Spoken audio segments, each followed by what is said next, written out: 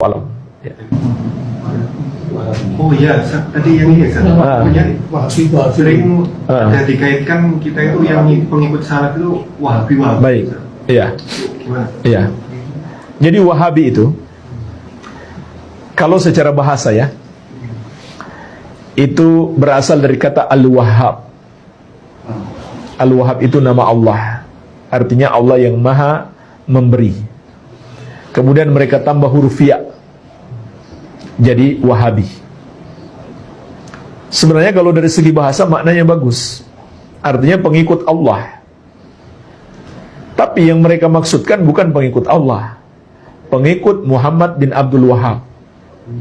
Jadi secara bahasa pun sudah salah sebenarnya. Bukan hanya salah, tapi ini adab buruk kepada Allah.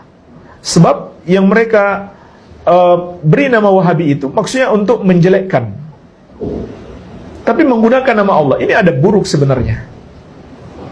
Padahal yang mereka maksudkan pengikut Muhammad bin Abdul Wahhab. Ya, namanya Muhammad, Abdul Wahhab nama ayahnya, Al-Wahhab nama Allah Azza wa Jalla. Nama ayahnya Abdul Wahhab, namanya Muhammad. Iya. Nah, siapa Syekh Muhammad bin Abdul Wahhab itu? Beliau adalah pejuang Islam, ulama besar Ahlus Sunnah wal Jamaah di abad ke-12 Hijriah. Buku-buku beliau sampai sekarang masih ada, bisa diteliti, bisa diuji. Tidak ada yang keluar dari ajaran Ahlus Sunnah wal Jamaah. Hanya saja kenapa banyak orang membenci beliau? Karena beliau memberantas perbuatan syirik dan bid'ah. Itulah yang membuat orang-orang yang berbuat syirik dan berbuat bid'ah sangat benci kepada beliau. Itu sebabnya mereka menggelari pengikut beliau dengan Wahabi. Ya, karena di zaman itu di abad ke-12 Hijriah di Arab Saudi, syekh ini punya kekuatan besar, pengikutnya banyak. Termasuk didukung oleh pemerintah Arab Saudi. Nah, disitulah menyebabkan kebencian orang-orang yang berbuat syirik dan bid'ah. Karena mereka diberantas syirik dan bid'ahnya bukan hanya dengan lisan, tapi juga dengan kekuatan, dengan kebijakan pemerintah di masa tersebut. Iya. Jadi itu sebabnya mereka menamakan Wahabi. Dan intinya yang mereka namakan Wahabi, nggak ada ajaran baru. Semua ajaran bisa dibuktikan, bisa didiskusikan, bisa didialogkan. Tidak ada yang bertentangan dengan pemahaman sahabat. Tidak ada yang bertentangan dengan ajaran Islam. Iya. Nah, jemaah sekalian, sedikit saya tambahkan tentang dakwah Syekh Muhammad bin Abdul Wahhab ini. Beliau dan murid-muridnya termasuk yang menginspirasi perlawanan terhadap penjajah di dunia-dunia Islam, termasuk negeri kita Indonesia. Beliau termasuk berjasa besar dalam memberikan semangat perlawanan terhadap penjajah Belanda. Bacalah sejarah perjuangan Tuanku Imam Bonjol. Dan bagaimana Imam Bonjol ini punya semangat jihad yang besar, itu ditularkan dari guru-gurunya. Dan guru-gurunya ini belajar di Arab, belajar kepada murid-murid Syekh Muhammad bin Abdul Wahhab. Setelah mereka pulang ke tanah air, merekalah yang menyemangati kaum muslimin untuk berjihad melawan penjajah. Maka di antara murid mereka adalah Tuanku Imam Bonjol, pahlawan nasional. Makanya Buya Hamka pernah menyebutkan bahwasanya tuduhan Wahabi itu termasuk alat penjajahan untuk melemahkan perjuangan umat Islam. Iya, jadi mereka pecah belah umat Islam dengan dituduh Wahabi bagi orang yang punya semangat jihad.